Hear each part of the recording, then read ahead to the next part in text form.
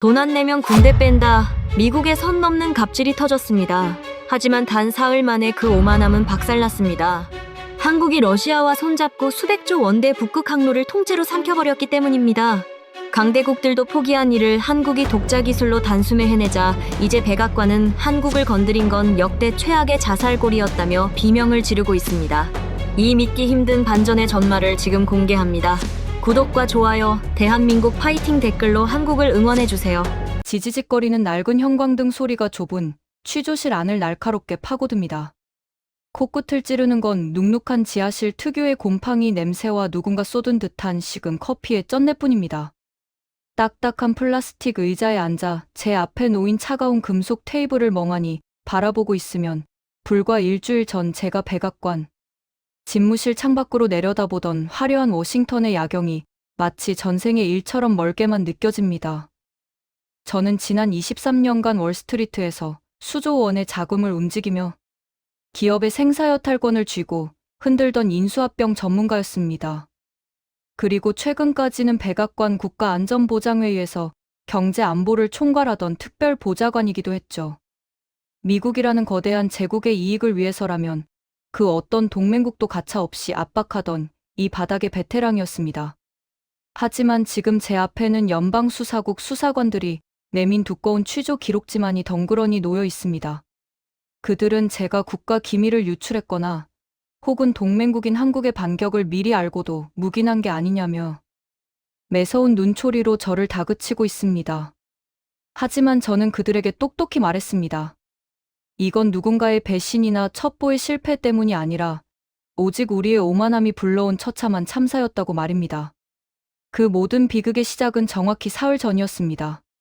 백악관 지하 깊숙한 곳에 위치한 상황실은 평소보다 훨씬 차갑고 무거운 공기가 감돌고 있었습니다. 대통령은 붉게 상기된 얼굴로 회의용 테이블을 거칠게 내리치며 소리쳤습니다. 한국이라는 나라는 우리 미국 덕분에 먹고 사는 것 아니냐며 그들이 내는 방위비는 푼돈에 불과하다고 말이죠. 그는 당장 한국 정부에 통보하라고 명령했습니다. 72시간 내로 우리가 요구한 수조 원의 금액을 단 한 푼의 오차도 없이 입금하겠다는 확답을 내놓지 않는다면 주한미군을 단 한 명도 남김없이 철수시키겠다고 말입니다. 그것은 동맹에 대한 예우도 상식적인 외교 협상도 아니었습니다. 그저 거대한 힘을 가진 포식자가 힘없는 먹잇감을 향해 던지는 최후 통첩이자 무자비한 갑질이었습니다. 저는 그 명령을 한국 측에 전달하면서 내심 확신했습니다. 한국은 결국 굴복할 수밖에 없을 것이라고 말입니다.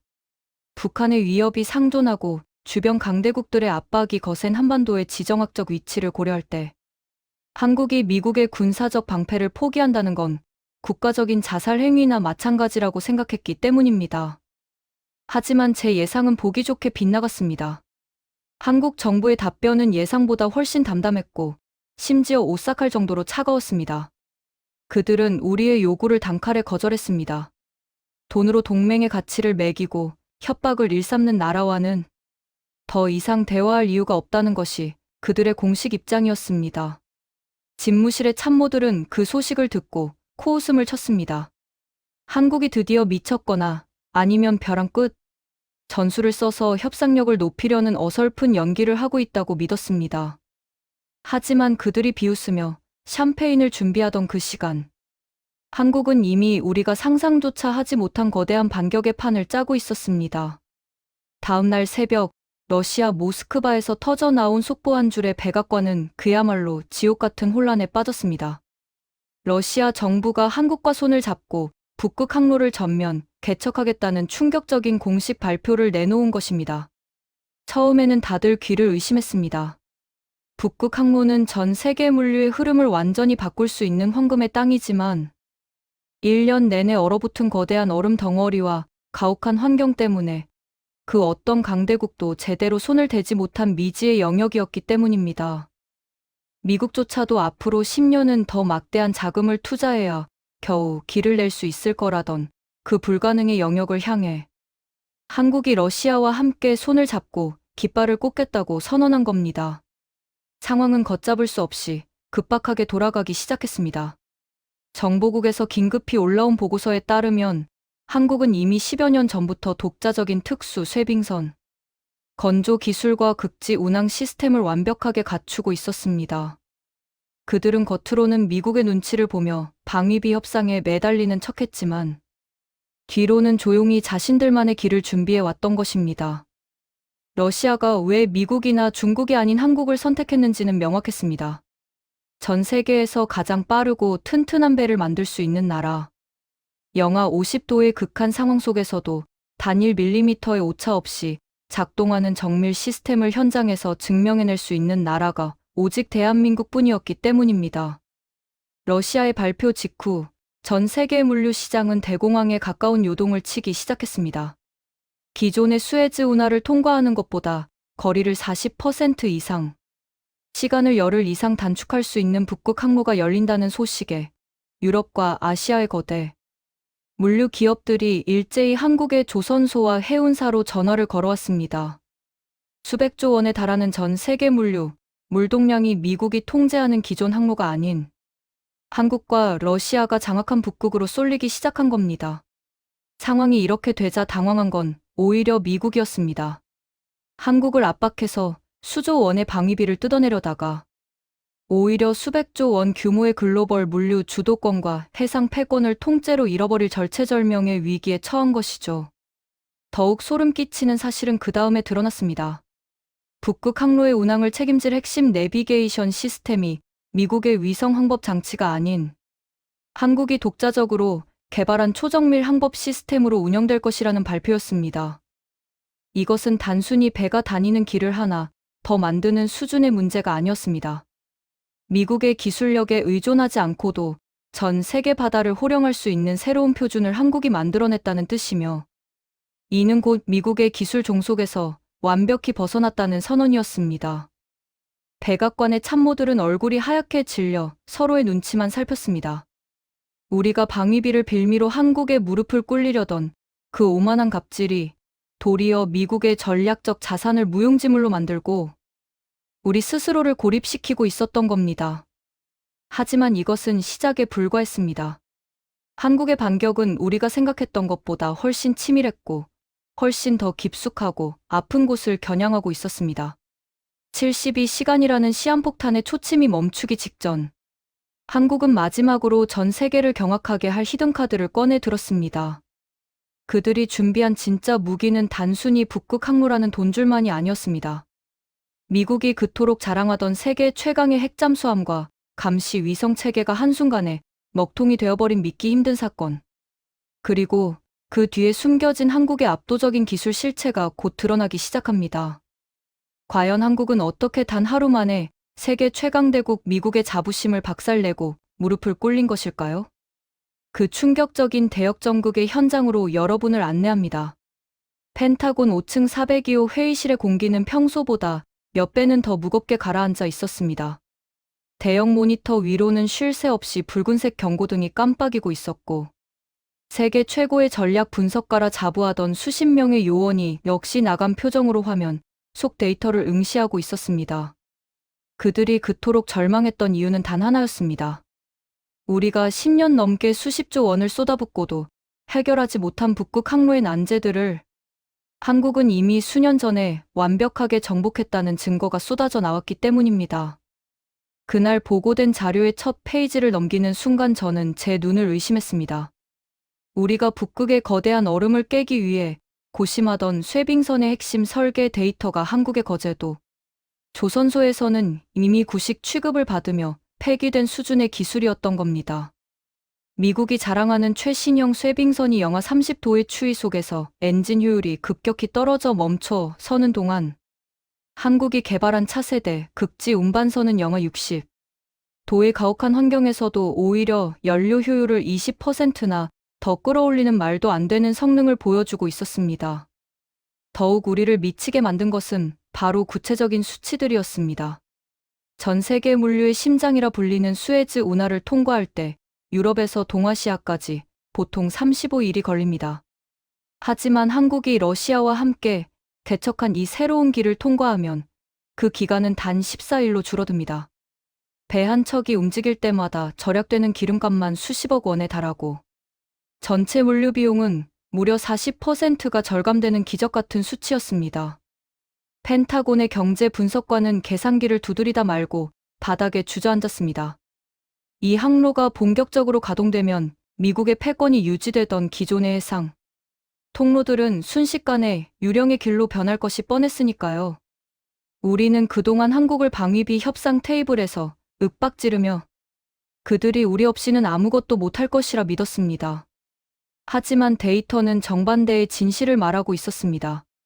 한국은 이미 전 세계에서 가장 거대한 30만 톤급 초거대 쇠빙 상선을 독자적으로 건조할 수 있는 유일한 기술력을 보유하고 있었고, 러시아가 그들에게 매달린 이유도 바로 이것이었습니다.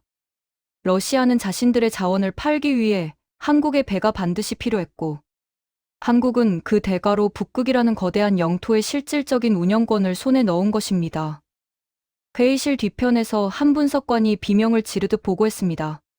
지금 이 순간에도 전 세계 인류 해운사들이 미국의 눈치를 보는 대신 한국의 예약 명단에 이름을 올리기 위해 줄을 서고 있다는 내용이었습니다.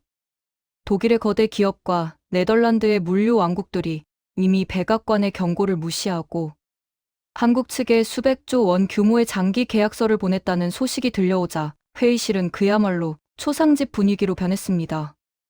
우리가 방위비 몇 조 원을 더 받아내겠다고 한국을 협박하는 동안 우리는 수백조 원, 아니 수천조 원의 가치를 지닌 미래의 바다를 통째로 잃어버린 셈이었습니다. 더욱 충격적인 사실은 한국의 기술이 단순히 배를 잘 만드는 수준에서 멈추지 않았다는 점입니다. 북극의 변덕스러운 기상과 유동적인 빙하의 움직임을 실시간으로 예측하는 인공지능 항법 시스템은 미국의 위성 기술보다 3년은 앞서 있었습니다.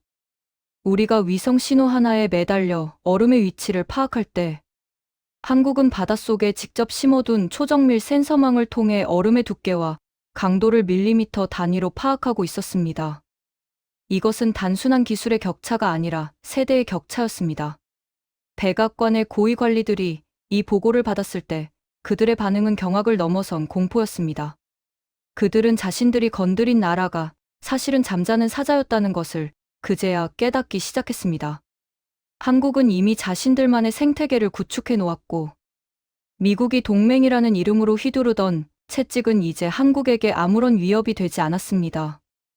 오히려 그 채찍을 맞은 한국이 등을 돌리는 순간 굶주리는 것은 한국이 아니라 미국이 될 판국이었습니다. 당시 회의실에 있던 한장성은 떨리는 목소리로 이렇게 말했습니다. 우리가 사냥개인 줄 알고 굶겼던 존재가 사실은 우리를 지켜주던 수호신이었다라고 말이죠. 그 말은 현실이 되었습니다. 한국의 압도적인 데이터 앞에 미국은 더 이상 강대국으로서의 위험을 유지할 수 없었습니다. 우리가 내밀었던 방위비 청구서는 이제 우리의 목을 죄는 밧줄이 되어 돌아왔습니다. 시간이 흐를수록 펜타곤의 분위기는 더욱 절망적으로 변해갔습니다.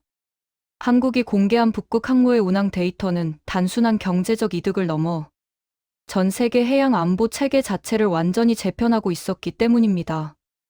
미국이 수십 년간 구축해온 대양 해군 전략은 이제 얼어붙은 북극해라는 새로운 전장 앞에서는 무용지물이나 다름없었습니다. 반면 한국은 이미 그곳의 주인이 되어 있었습니다.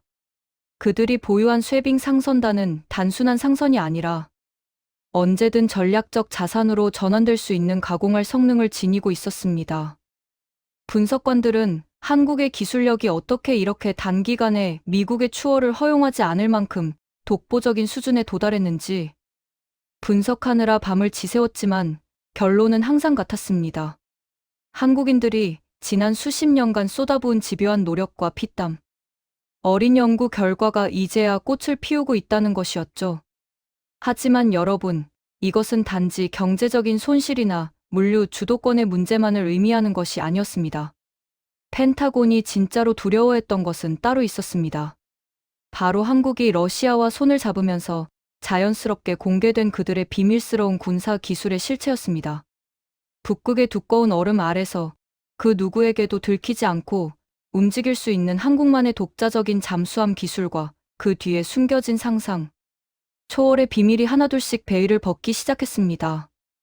우리가 기술력으로 압도하고 있다고 믿었던 그 오만함이 얼마나 어리석었는지, 그리고 한국이 감춰두었던 진짜 발톱이 얼마나 날카로운지 확인하는 순간 미국 정부 전체는 전례 없는 패닉에 빠지게 되었습니다. 과연 한국은 북극의 차가운 얼음 아래에 무엇을 숨겨두었던 것일까요? 그리고 왜 세계 최강이라 자부하던 미국의 원자력, 잠수함들은 한국의 이름만 들어도 벌벌 떨게 되었을까요? 이제껏 단 한 번도 공개되지 않았던 한국의 국가 기밀이자 전 세계 군사 지도를 단숨에 뒤바꾼 그 소름 돋는 이야기가 다음 장에서 이어집니다. 지옥 같은 침묵이 흐르던 펜타곤 상황실에서 제가 목격한 것은 단순히 기술의 격차가 아니었습니다. 그것은 우리가 동맹이라고 믿었던 나라가 우리도 모르는 사이 얼마나 거대한 괴물이 되어 있었는지를 보여주는 공포 그 자체였습니다. 연방수사국 수사관들은 지금도 제게 묻습니다. 어떻게 백악관의 핵심 보좌관이었던 제가 한국의 이 엄청난 기밀을 단 한 번도 눈치채지 못했냐고 말이죠. 하지만 저는 그들에게 되물었습니다. 당신들이라면 믿었겠느냐고 말입니다. 인구 5천만도 안 되는 저 작은 나라가 미국의 심장부인 위성 항법 체계를 비웃으며 자신들만의 우주망을 완성했다는 사실을 그 누가 상상이나 했겠습니까? 그날 펜타곤의 대형 화면에는 믿기 힘든 영상 하나가 떠올랐습니다. 북극 해저 깊숙한 곳에서 작전 중이던 우리의 자랑. 최첨단 원자력 잠수함이 갑자기 모든 신호를 잃고 멈춰 서 있었습니다.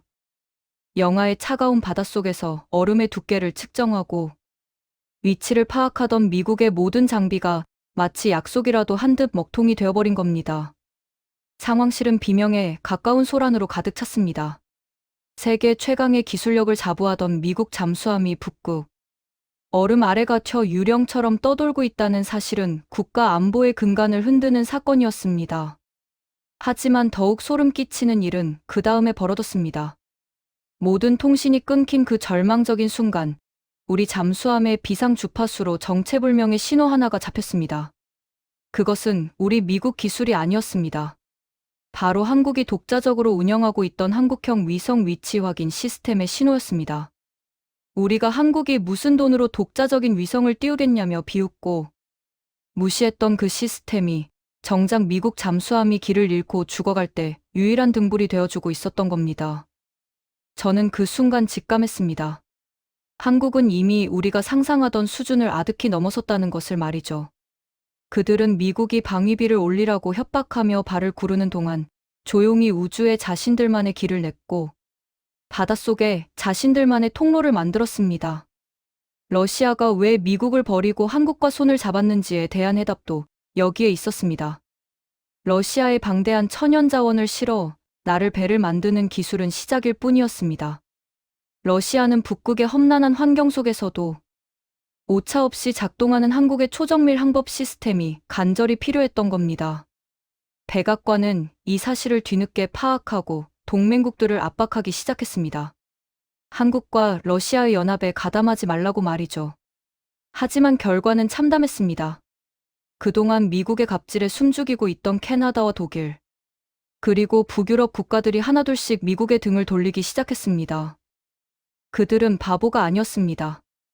미국의 위성 항법 장치가 먹통이 될 때 한국의 시스템은 멀쩡히 작동하는 것을 눈으로 확인했는데 누가 미국의 낡은 기술에 목을 매겠습니까? 수백조 원의 가치를 지닌 북극 항모의 주도권은 그렇게 소리 없이 한국의 손으로 넘어가고 있었습니다. 상황이 이쯤 되자 펜타곤 내부에서는 한국의 이 기밀 시스템을 설계한 인물이 누구인지 찾아내라는 특명이 떨어졌습니다. 우리 정보 요원들이 모든 수단을 동원해 파헤친 결과 놀랍게도 그 중심에는 박진혁이라는 이름의 한국인 기술자가 있었습니다. 그는 화려한 연구소나 거창한 직함도 없이 거제도의 낡은 사무실에서 오직 한국의 독자 기술만으로 이 거대한 판을 짜왔던 겁니다.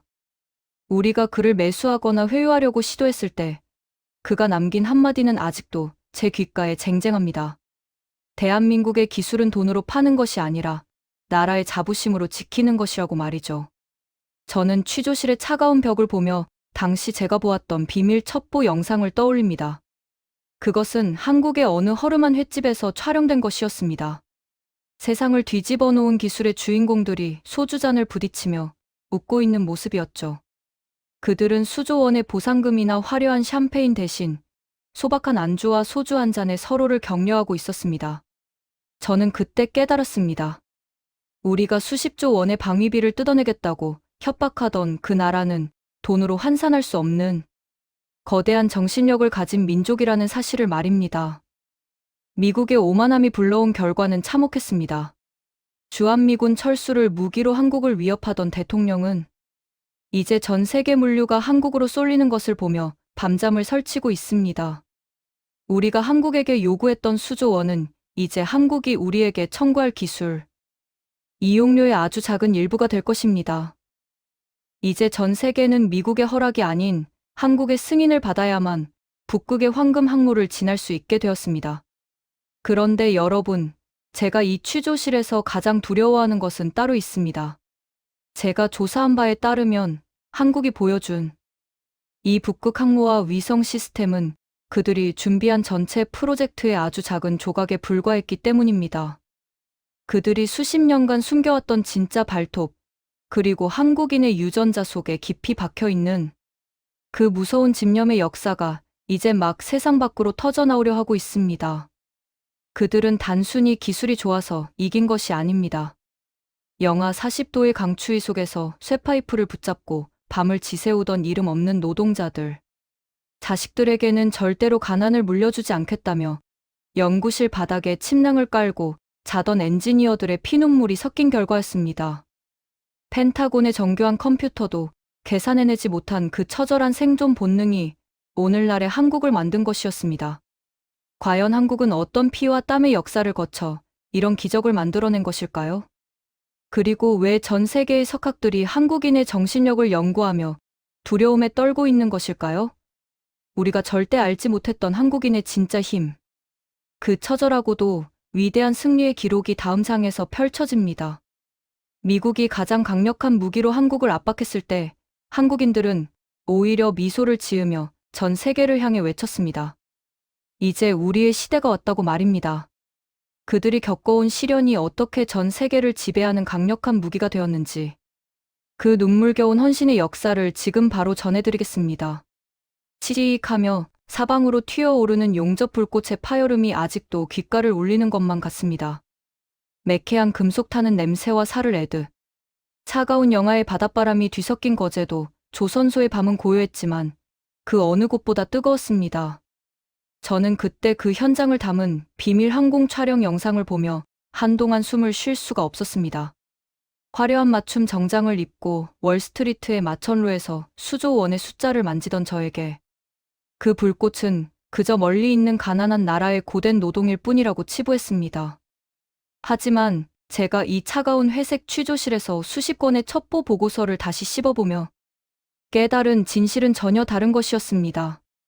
우리가 방위비를 무기로 한국을 협박하며 무릎 꿇리려 했던 그 오만한 시간 동안 한국인들이 버텨낼 수 있었던 진짜 힘은 돈이나 무기가 아니라 바로 그들의 몸속에 흐르는 지독하고도 처절한 유전자였습니다.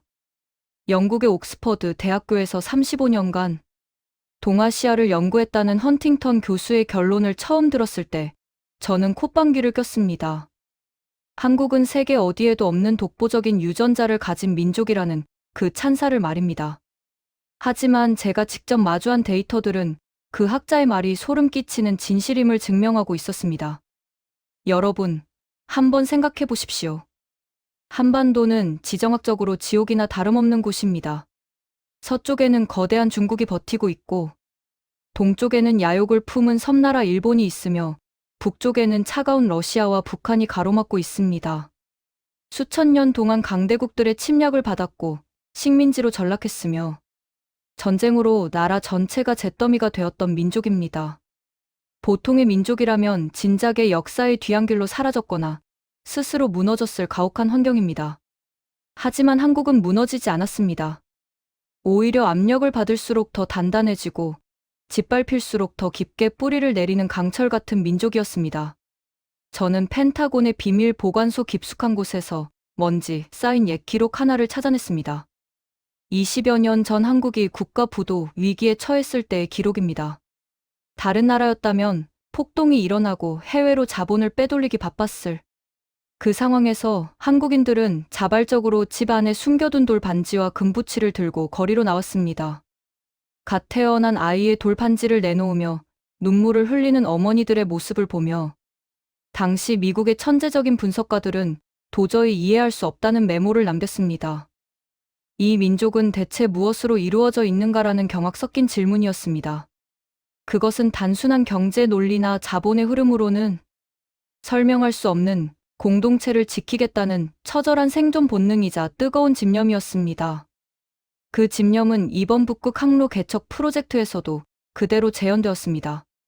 미국이 최첨단 쇄빙선 설계인 안제에 부딪혀 10년을 허송세월하는 동안 한국의 엔지니어들은 연구실 바닥에 침낭을 깔았습니다. 영하 40도의 냉동고 안에서 손가락이 얼어붙는 고통을 참으며 쇠파이프를 붙잡고 밤을 지새웠습니다. 일본이 반도체 핵심 소재의 수출을 막으며 한국의 숨통을 조이려 했을 때도 그들은 단 1년 만에 그 기술을 국산화하며 오히려 일본 기업들을 도산 위기로 몰아넣었습니다. 우리 미국에서는 도저히 상상조차 할 수 없는 일입니다. 우리는 추가 수당을 계산하고 근무 시간을 따지며 계약서를 검토할 때 한국인들은 내 자식들에게만큼은 절대로 이런 무시와 서러움을 물려주지 않겠다는 일념 하나로 자신의 목숨과 인생을 통째로 연구에 갈아 넣었습니다. 그 피와 땀, 그리고 눈물이 섞인 결과물이 바로 오늘날 전 세계를 경악하게 만든 한국의 독보적인 기술력이었던 겁니다. 저는 취조실 의자에 몸을 깊숙이 기대며 당시 백악관 집무실에서 우리가 나누었던 대화들을 떠올립니다. 우리는 한국을 미국이 지켜주지 않으면 당장이라도 망해버릴 나약한 존재라고 조롱했습니다. 방위비를 5배나 올리라고 무리한 요구를 던지면서 그들이 돈이 아까워 벌벌 떨며 매달릴 것이라 확신했습니다. 하지만 한국은 우리에게 돈을 상납하는 대신 그 돈으로 자신들만의 미래를 설계했습니다. 미국이라는 거대한 방패 뒤에 숨어 목숨을 구걸하는 것이 아니라 스스로 세상의 중심이 되는 검이 되기로 결심한 것입니다. 그들이 러시아와 손을 잡고 북극의 얼음을 뚫어낸 것은 결코 우연이 아니었습니다. 지난 60년간 단 한순간도 쉬지 않고 준비해온 복수보다 더 잔인하고 완벽한 승리였습니다. 진정한 승리는 총칼로 상대를 죽이는 것이 아닙니다. 상대가 감히 넘볼 수 없는 거대한 품격과 실력으로 상대를 압도하여 스스로 고개를 숙이게 만드는 것입니다. 한국은 미국에게 복수하지 않았습니다. 대신 우리가 가장 절실하게 필요로 하는 기술과 항로를 완벽하게 선점함으로써 세계 최강대국인 우리가 스스로 무릎을 꿇고 협력을 구걸하게 만들었습니다. 펜타곤의 콧대 높은 장성들이 한국이라는 이름만 들어도 얼굴이 하얗게 질리는 이유는 그들이 가진 그 무서운 집념의 역사를 이제야 제대로 마주했기 때문입니다. 그들은 단순히 기술이 좋아서 이긴 것이 아닙니다.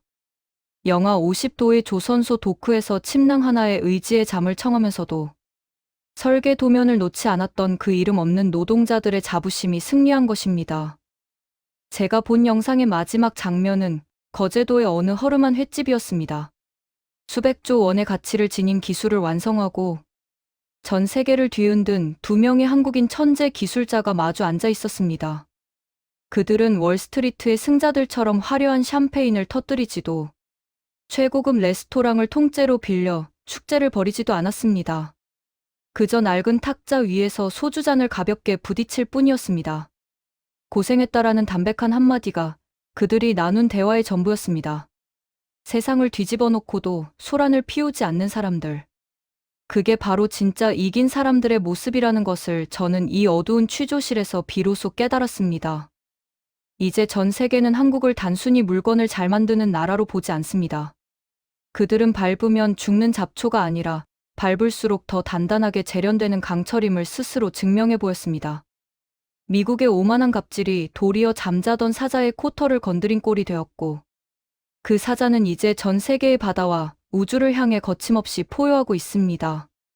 70년 전 전차 한 대 없이 맨몸으로 침략자들의 강철 괴물에 맞서야 했던 그 가난한 사람들의 후손들이 이제는 세계의 물류와 안보를 좌지우지하는 거인이 되어 돌아온 것입니다. 그런데 여러분, 이 놀라운 이야기는 여기서 끝이 아닙니다. 한국이 보여준 이 저력은 이제 막 시작된 거대한 폭풍의 전조일 뿐입니다. 그들은 이미 다음 세상을 향한 준비를 마쳤습니다. 미국 중심의 질서가 무너지고 전 세계 권력이 재편되는 그 거대한 소용돌이 속에서 한국이 그릴 새로운 지도는 어떤 모습일까요? 그리고 그 중심에서 한국은 우리 미국에게, 그리고 전 세계에게 어떤 마지막 경고를 날리게 될까요? 대한민국이 주도할 거대한 미래, 그리고 백악관조차 예측하지 못했던 그 소름. 돋는 마지막 반전의 전말이 바로 다음 장에서 공개됩니다. 창밖의 하늘이 서서히 잿빛에서 짙은 감청색으로 물들어갑니다. 연방수사국 취조실의 낡은 시계는 어느덧 새벽 4시를 가리키고 있고, 저를 밤새도록 다그치던 수사관들도 이제는 지칠 대로 지친 듯 서류 뭉치를 옆으로 밀쳐두고 멍하니 제 입만 바라보고 있습니다. 그들이 저를 이 어둡고 좁은 방에 가둔 진짜 이유는 제가 국가 기밀을 유출했기 때문이 아닙니다. 단지 그들은 믿고 싶지 않은 겁니다. 지난 100년간 전 세계의 질서를 주도해온 위대한 미국이 인구 5천만의 작은 나라 대한민국 앞에 무릎을 꿇고 제발 파트너가 되어달라고 고개를 숙여야 하는 이 비현실적인 상황을 말입니다. 하지만 제가 이 회색 방에서 마지막으로 증언할 수 있는 사실은 오직 하나뿐입니다. 이제 세계의 중심축은 워싱턴이나 뉴욕이 아니라 서울로 완벽하게 이동했다는 그 거부할 수 없는 진실 말입니다. 제가 백악관을 떠나기 직전 마지막으로 목격한 장면은 대통령의 집무실이었습니다. 72시간의 최후 통첩이 끝나기 불과 몇 분 전, 대통령은 떨리는 손으로 전화기를 들었습니다. 그가 전화를 건 곳은 한국의 청와대였습니다. 불과 사흘 전만 해도 5조 원의 방위비를 당장 내놓지 않으면 주한미군을 단 한 명도 남김없이 빼겠다며 탁자를 내리치고 고함을 치던 그였습니다. 하지만 그날 그의 입에서 나온 말은 전혀 달랐습니다. 5조 원은커녕 우리가 한국에 줄 수 있는 추가적인 경제 지원책이 무엇인지 묻고 있었습니다. 제발 러시아와 공동으로 진행 중인 북극 항로 독점권과 기술, 운영권을 우리 미국 기업들에게도 아주 조금만 나눠달라고 애걸하고 있었습니다. 세계 최강대국이라는 미국의 자존심이 한국이라는 거대한 기술, 장벽 앞에 처참하게 무너져 내리는 역사적인 순간이었습니다. 지금 이 순간에도 전 세계의 지도는 우리가 알던 모습과는 전혀 다르게 새롭게 그려지고 있습니다. 미국이 통제하던 수에즈 운하와 파나마 운하의 시대는 완전히 저물어가고 있습니다. 대신 한국과 러시아가 장악한 북극 항로의 시대가 찬란하게 열렸습니다. 유럽의 물건이 아시아로 가기 위해, 혹은 아시아의 자원이 유럽으로 가기 위해 더 이상 미국의 눈치를 보거나 비싼 통행료를 낼 필요가 없어진 겁니다. 독일과 영국의 거대 선박들이 미국의 위성 신호 대신 한국의 초정밀 위성 항법 시스템을 장착하고 한국이 만든 무적의 쇠빙선을 앞세워 얼음 바다를 거침없이 가로지르고 있습니다. 미국이 자랑하던 해상 패권과 항로 통제권은 이제 낡은 박물관의 기록으로 남게 될 처지에 놓였습니다. 우리는 한국을 지켜주는 든든한 방패라고 자만했지만 사실 한국은 이미 전 세계의 물류와 에너지의 거대한 맥을 짚고 있는 보이지 않는 거인이었습니다. 더욱 무서운 것은 한국인들의 태도였습니다.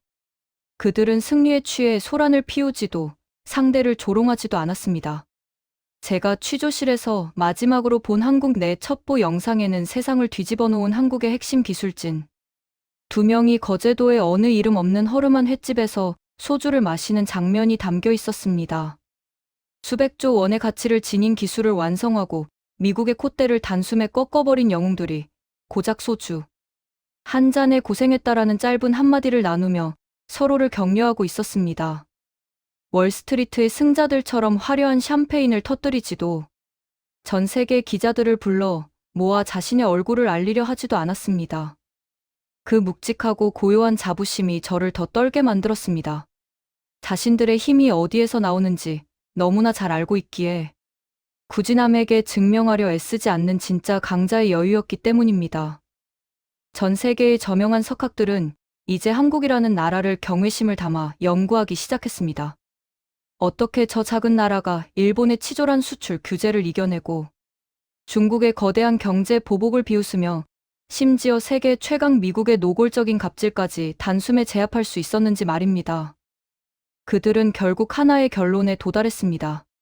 한국인들에게는 시련이 오면 올수록, 압박이 강해지면 강해질수록 상상을 초월하는 속도로 더 단단해지는 독보적인 유전자가 있다는 사실입니다.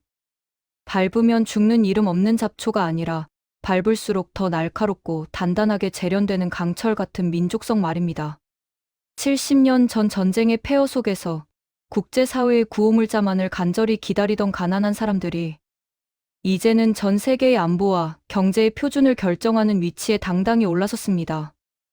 이것은 단순한 경제 성장이 아니라 인류 역사를 통틀어 전무후무한 위대한 대역전극입니다. 저는 이제 이 취조실 문을 나가면 아마도 다시는 밝은 햇빛을 보지 못할지도 모릅니다. 하지만 제 마음에 후회는 단 1mm도 남아있지 않습니다. 저는 지난 사흘 동안 세계 역사의 수레바퀴가 바뀌는 그 장엄한 현장을 가장 가까이서 목격했기 때문입니다. 미국이 한국을 향해 휘둘렀던 방위비라는 비겁한 채찍은 결국 우리 자신의 발등을 찍는 비수가 되어 돌아왔습니다. 우리는 한국을 돈으로 살 수 있다고 믿는 오만을 저질렀지만 한국은 진심과 압도적인 실력으로 전 세계를 자신의 편으로 만들었습니다. 이제 전 세계 어느 나라도 한국의 승인 없이는 바다를 건널 수 없고 한국의 기술 없이는 풍요로운 미래를 꿈꿀 수 없게 되었습니다. 대한민국 국민 여러분, 당신들은 충분히, 아니 넘치도록 자부심을 가져도 좋습니다.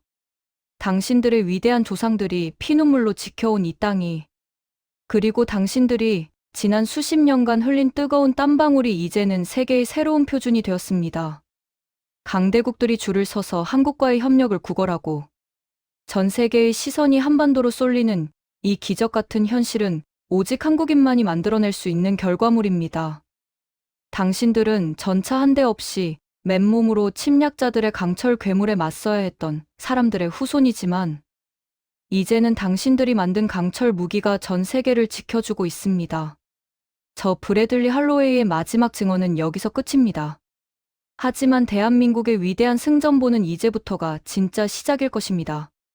미국 중심의 낡고 오만한 질서가 무너진 자리에 태극기가 찬란하게 휘날리는 그 장엄한 미래를 여러분도 함께 지켜봐 주십시오. 그 누구도 넘볼 수 없는 진정한 강국으로 우뚝 선 한국의 모습을 말입니다. 그 믿기 힘든 반전과 감동의 순간을 앞으로도 절대 놓치지 마십시오. 오늘 이야기가 가슴 벅차셨다면 구독과 좋아요로 이 위대한 기록을 응원해 주시고 댓글창에 대한민국 파이팅이라는 문구로 우리 기술진들과 대한민국을 뜨겁게 응원해 주시기 바랍니다. 여러분의 작은 응원 하나하나가 모여 더 큰 기적을 만들어낼 것입니다. 다음 장에서는 한국이 어떻게 전 세계 우주 기술까지 장악하며 진정한 지구의 수호신이 되었는지 더 놀라운 소식으로 돌아오겠습니다. 지금까지 함께해 주셔서 진심으로 감사합니다.